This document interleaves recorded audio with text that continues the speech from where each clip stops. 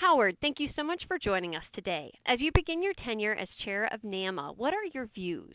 Well, I would say it's a very exciting time for NAMA as an organization, but for the industry as a whole. We are coming off a fantastic one show in Las Vegas. The breadth and scope of the new exhibitors alone was very, very intriguing. And then you had a number of attendees that were first-time attendees that I think were just shocked at what the industry has to offer. And how do you feel perhaps some of your past roles have prepared you for chair of NAMA? Those roles include being the coffee committee chairman for several years during a time where we created the strategic planning for that segment and the outcomes related to the CTW show. But I also had the opportunity and privilege to co-chair the Campaign for Growth, which was our recent $5 million capital campaign. And so that was a strategic effort to look at the association's future and working to secure the funds for financial stability for the industry and the association.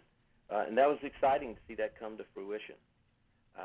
The relationships that I was able to forge during that time, both on board and in my service to the board, but also within the campaign and the folks that stepped up. And I think what is extraordinarily exciting is and a signal to the vote of confidence from the operators as well as the suppliers in the industry is they stepped up and they actually spoke with their dollars.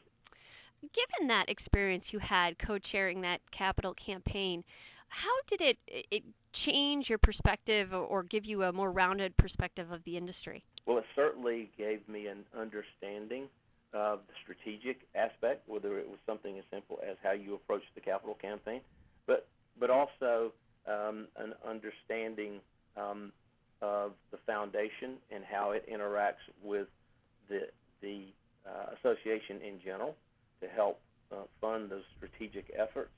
It's no small task. So what would you say your goals are for your tenure?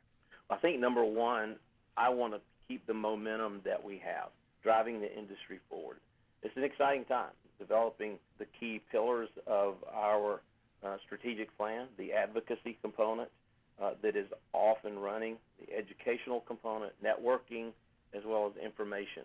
In the very near term, personally, I'm very excited about our first NAMA DC fly-in that takes place July 21st and 22nd. Currently, we've got about 180 members that are signed up and will be participating, and that's a level of support that we should all be very, very excited about.